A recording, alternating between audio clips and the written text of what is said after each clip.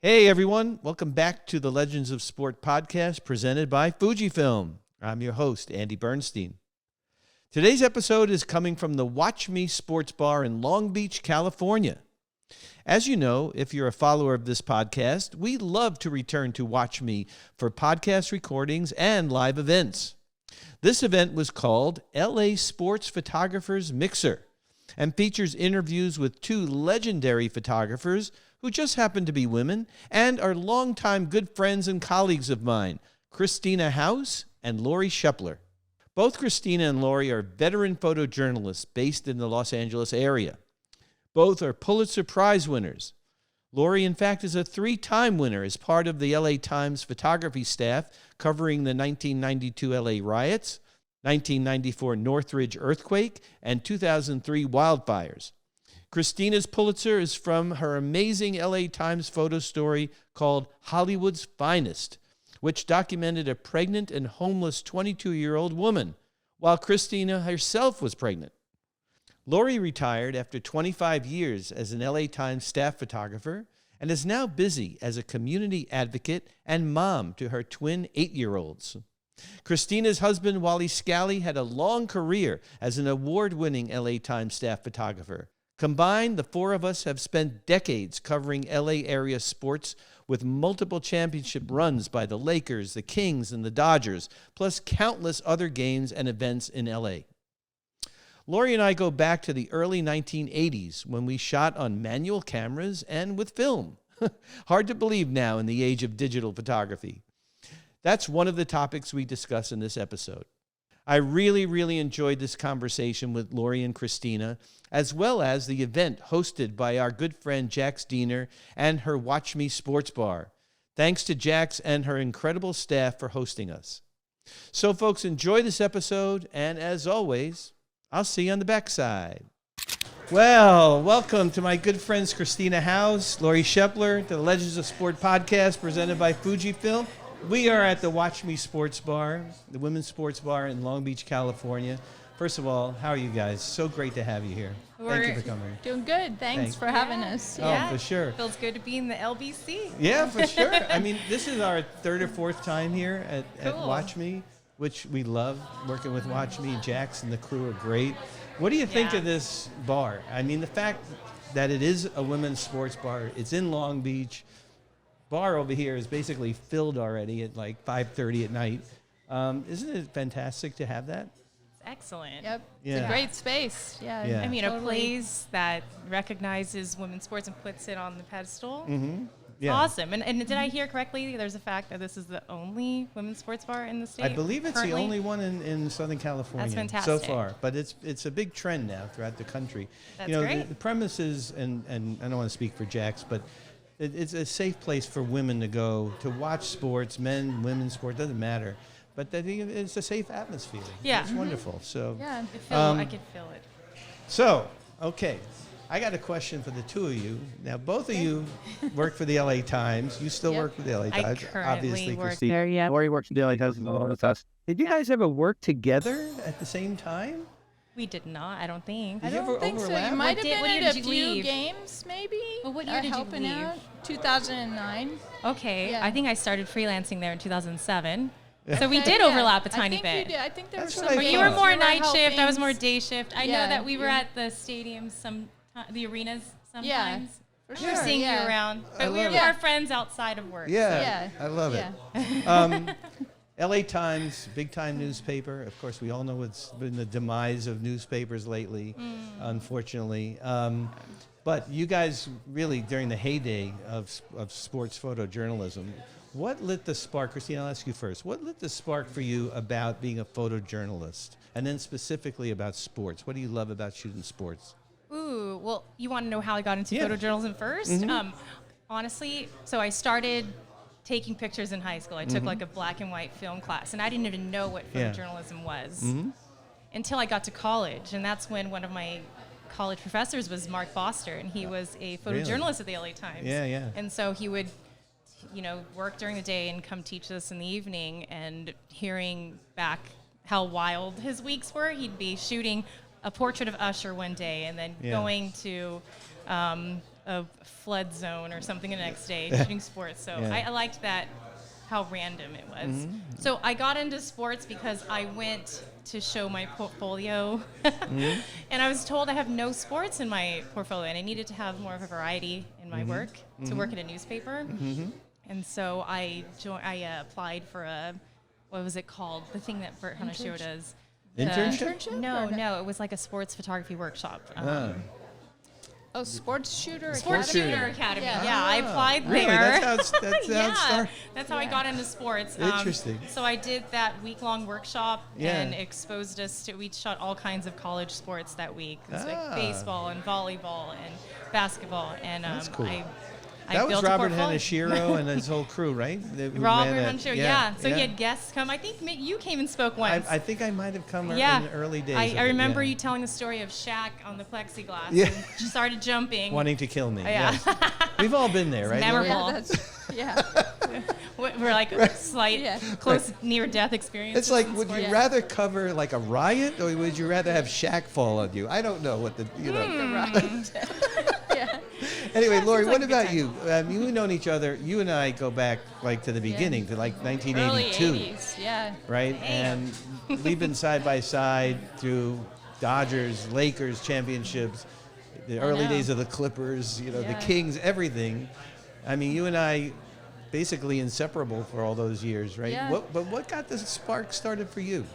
Well, I didn't really know you could do this as a career, but I went to a Rams game and had to kind of be a photographer and pretend, and I thought, I was down there and I was like, this is an amazing way to make a living. Yeah. So I thought, I'm going to go straight for it, and I changed my major and started working at a very small paper, and that's when Joe Kennedy discovered me at this small paper, and he's like, you should work for the LA Times.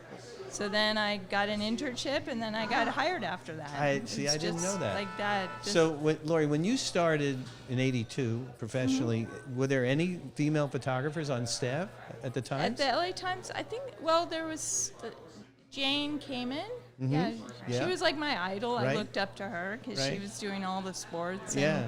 But yeah, there were only like 4 or 5 women on the whole staff, and I think there were like 50 guys. Yeah. But yeah, most of the time on the field, it was all men. Yeah. So tell me, both of you, either of you, is that extra added pressure? I mean, it's pressure enough to be at a game, a professional game, college. This big time LA. You got to produce photos, but you got guys on the left and the right of you.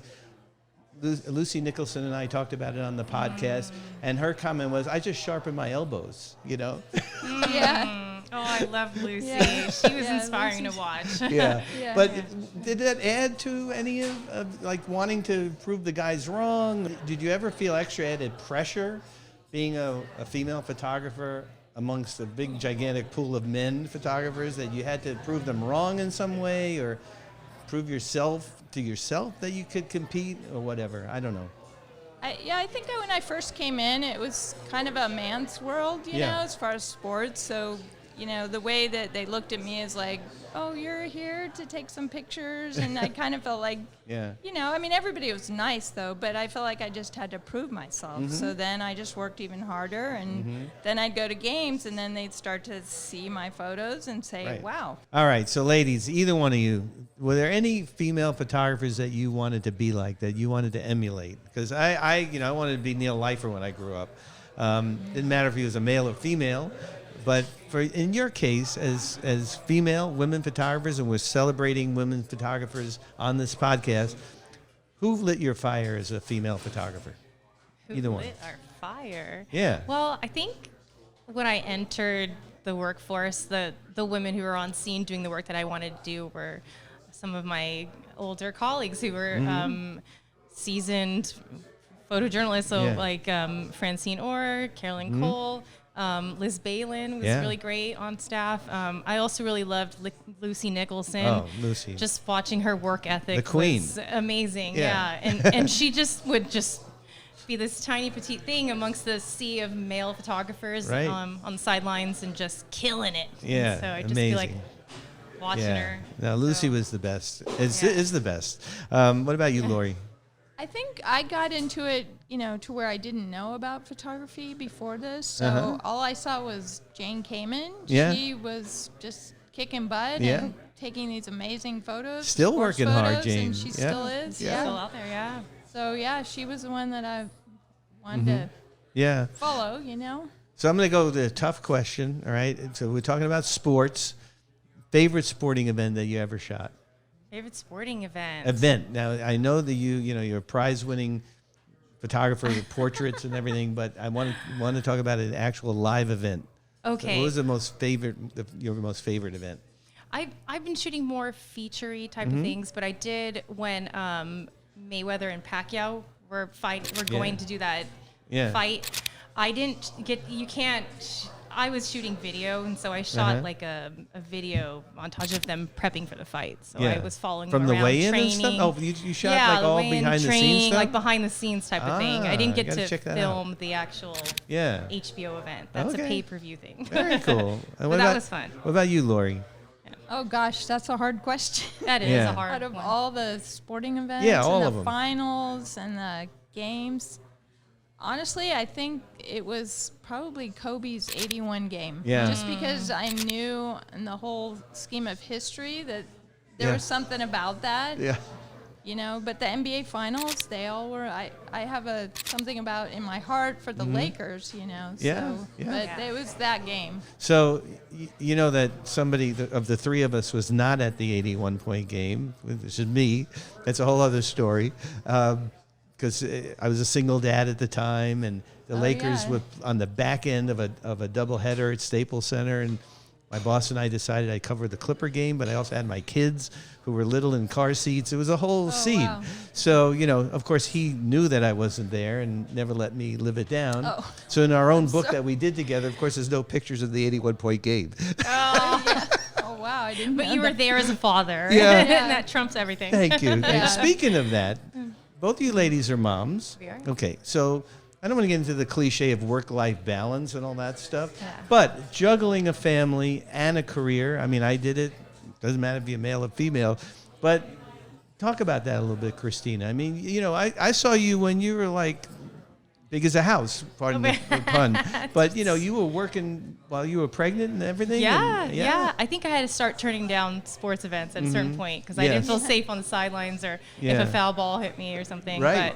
But it is. It is a It's a lot. I challenge. think it's more challenging after the baby comes because Yeah. there are times when I'd be on the road and Yeah. having to pump milk and use the hotel ice to Oh. pack it and hopefully it makes it to back home. Oh, boy. I feel shipping my milk Yeah. or eating a sandwich while breastfeeding and working.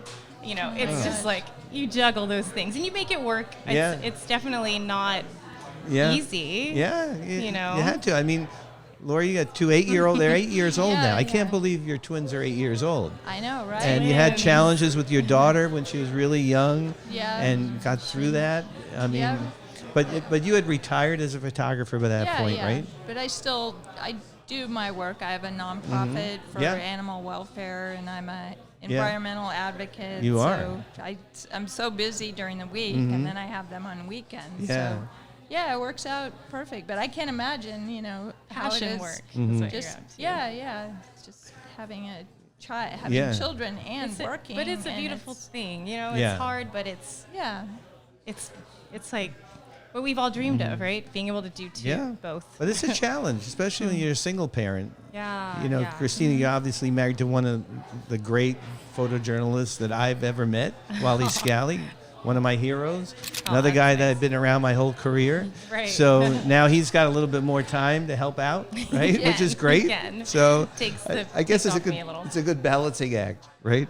It helps. I want to talk about favorite projects that you guys have done. Uh-huh. So, Lori, I remember you did this incredible project with Pau Gasol. Can you talk about that?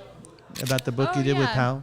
And we're going to I show it just, on the podcast. Yeah, I had left the LA Times and I was looking for something else to do, so I brought it up to him, and proposed the idea, and Yeah. it didn't take him long to think about it. I just wanted to do a behind-the-scenes book of him and his thoughts about different subjects, and so he went for it. So we did that for probably 4 years. I traveled to Spain and just behind-the-scenes photos of him, and his personal life. And isn't he like the most special guy you've ever met in your life? Yeah, I mean, he's seriously, as totally just cool, a human, down not to a earth. sports person.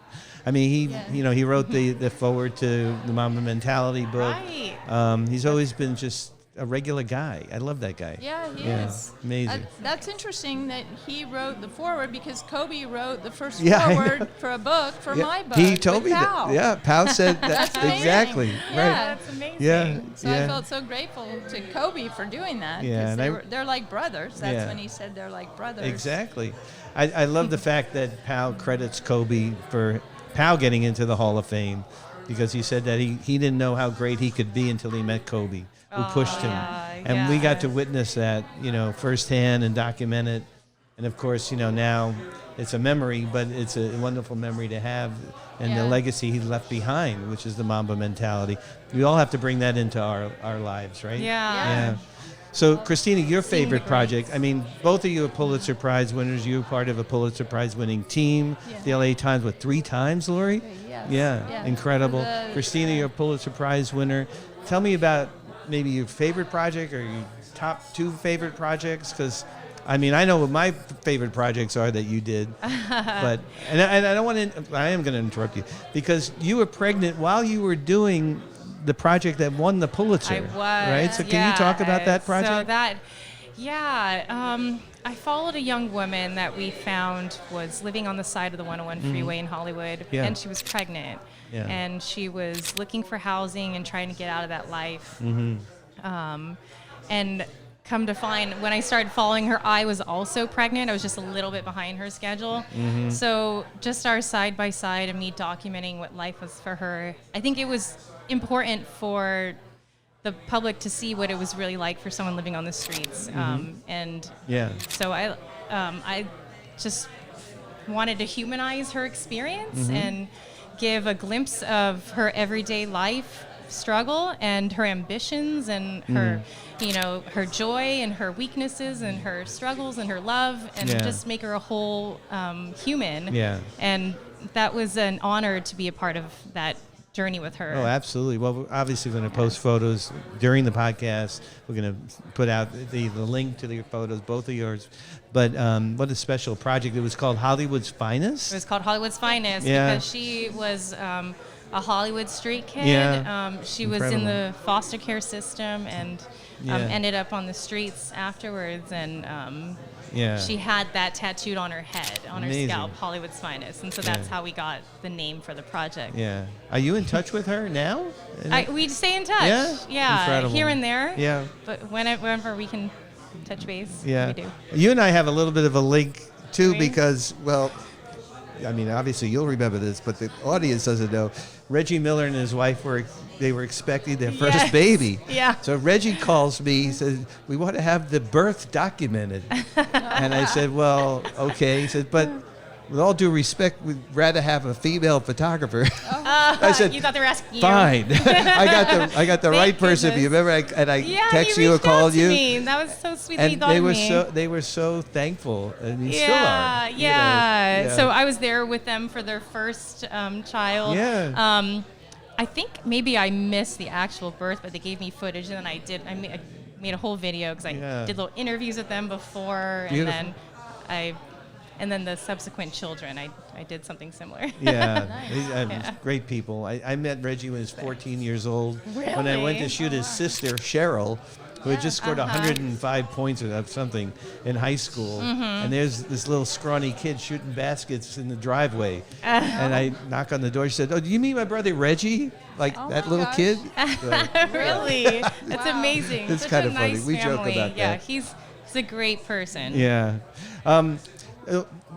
I'm not skipping you on purpose, Lori, but I just want to hear about your women in sports. It's called Game Changers. Game Changers. A celebration of women in sports. Yeah. So the LA Times, we wanted to do a large portrait series highlighting women in sports. And so the reporters all gave names of the athletes that they wanted to write about. And so it was my job to make those into these beautiful pictures. And so I had to just dream up and visualize and make a nod to the sport that they played, but make it personal and make it all happen. You know, large publications, you have like a producer and a director and like a creative person. Yeah, they were too, beautiful. Like a creative director. Every one of them different, lit beautifully. Thank you. You know, some were great portraits. Some of them were sort of action portraits. Yeah. You know, the one that was it Nneka Ogwumike jumping over the city. Yeah, amazing. she's awesome. Yeah. And I give the credit and collaboration to the athletes for, you know, it can only work if we meet each other in the middle and make it happen. Yeah, it was great. Lori, tell me about that first Pulitzer. Okay, what was it? Was it for the LA riots? What was that for? That was for the team. What year was that? 1992, okay. I think. All right. Yeah. And you're out there like risking your life, obviously. Yeah, we went out. We had to be 2 people in each car, and just it was kind of like out of a movie. It was surreal. Yeah. You know, you didn't really fear for your life because you were out there taking photos. Incredible. You know? And so, it was. But we had a good friend. I forgot his name. Photographer who literally like almost got beaten to death. Oh yeah. Well, one photographer, Tanya. Yeah, she did. She was out in her car, but it was there was danger everywhere. Incredible. You know, and you're like, is this not what I signed up for, or it just got the adrenaline going, or what? I was so young, I didn't really get the danger because it couldn't happen in our city, right? Everything was burning. The National Guard was out with machine guns. Yeah. Did you have any equipment to protect yourself? No. Not then. I bought a No Justice, No Peace T-shirt. Yeah. And wore that out there. God. I have photos of me wearing that on a payphone calling the desk, you know. And it was just, you know, literally you're driving and there's just people coming out of stores. People with sofas and all these things coming out of their car because they had just taken it from stores. Unbelievable. It was chaos everywhere. Yeah, it was an incredible Cops scene. With guns drawn, you know. Yeah. Wow. And then the National Guard. I was there with them. You know, that was one of my better photos was with the tank and the National Guard, and then a donut shop behind them burning. Oh my God. I remember Sports Illustrated called me and they wanted me to go down to the Coliseum in the sports arena, which was the staging area. Oh yeah. Which was the staging area. Do we need to start over? Oh. Oops. Yeah, I remember Sports Illustrated called me and they wanted me to go down to the LA Sports Arena, which was the staging area for the National Guard. And I got down there and they didn't have the right police credentials or anything. And I'm behind, and they're all like, you know, kind of, it was a little bit quiet at that moment. And then all hell broke loose. Like, I don't know if something went off or they just got called to action. And I was with a good friend of mine. He said, we got to go. And we were out of there. I don't know what happened, but I was glad that wasn't my line of work. That's all I can say. And then it was the Northridge earthquake in '94. Yeah. That was another Pulitzer Prize winning project. The fires. I think that was San Diego. The fires. Yeah. The wildfires. The fires in 2003, right? That you covered? Yes. Yeah. I think so. Yeah. I get the dates all mixed up because there's always been so many fires and, you know, things. But yeah, the earthquake. Yeah. So is it safe to say that sports are safer to shoot for the most part? Unless Shaq has fallen on you. I think. Well, you know, back in the day, like remember Rambus and the McHale clothesline, they landed on me. Oh my God. And that was in a story in the newspaper. Really? In the press telegram on how the NBA forward's a lot bigger than me, and they named me, you know, because they landed on me. Really? Yeah. Oh my God. It can be scary when they're coming at you so fast. You've been for sure. laid out a million times. Yeah. I got laid out by Shaq 3 times in my career that I can remember. Yeah. And the last time I thought I was literally going to die. I mean, you know, he's 360 pounds, crushing little me. Yeah. I once got hit by a ball during batting practice at Dodger Stadium in my knee. And I thought, like, my knee was shattered. Thank God it wasn't, but it was crazy. Still working. Yeah. Kobe landed on me once, I think, and then he picked me up, and all the other photographers, I think Wally took the photo. Oh, but all the photographers are like, Hope he never picked me up before. And I have a photo of him picking me up. I once had a player early in my career literally fly into me and then look down at me and said, "Why didn't you get out of the way?" Oh, I said, man. "Where am I going to go?" Seriously. It's really Yeah. quick thinking. You have like know? half Like, a you know, second yeah. to react. You know? Yeah. Exactly. So last question. What's the advice to young photographers? And I don't have to be women photographers, any photographer. But you guys are veterans of the trade, of the profession, of the craft. So young photographer, I'm sure you meet them all the time. Whether you come across them as interns or just students or somebody wants you to mentor somebody. Yeah, I would. What's the advice? Because things have changed so much in our business. Yeah, I would just start local and small. Yeah. I mean, I wouldn't put it past anyone to start even shooting Little League, Yeah. but high school sports, and just following the grades, and studying, Yeah. going to workshops. Like the Sports Shooter Academy is a great one. There's probably others Yeah. I'm not mentioning. Right. And internships. Yeah. But sure. don't be afraid to start with just your local sports. Right. Yeah. At the high school level even. I think That's what I would there's say. more opportunities now, right, Lori? Yeah. Wouldn't you say now than when we started for photographers? I mean, with so much social media, all the Oh, teams yeah. and all the Yeah. leagues having content groups. Oh, that's true. Right? Yeah. I would So- look. I never thought about Put it your that eye in way. the Yeah. viewfinder. That's true. Yeah. What's I that? would put your eye in the viewfinder, Yeah. not look at the screen. Right. Yeah, yeah. You have to train yourself to shoot Right. in a way where you're and- seeing what Yeah. you're shooting. Yeah, and learn the principles of Yeah, the The photography. basics. Yeah, that's Exactly. like where I started. That Yeah. small paper. You know, Right. it wasn't Right. glamorous, but I did high school sports Yeah. all the time, Yeah. and it made amazing photos. And you're that's how building I your got, portfolio somebody constantly. saw 'em. Right. And I wouldn't work, get you so know? wrapped up in equipment. Like start with one lens, master that lens before you start buying more, and Yeah. then move on. Build your kit small Yeah, and slowly, Right. so you know how to use everything. For sure. I like to tell young photographers, you have to develop a style that's something Yeah. that helps you stand out. You know, if the photographers all over the place shooting the same sport, there's something that you're going to bring to the table that's a little bit better than someone else or different. It's going to Yeah. catch somebody's eye because That's true. even though there are a lot more opportunities now, I think it's a lot more saturated, Yeah. this business, right? Yeah, that's true. Yeah.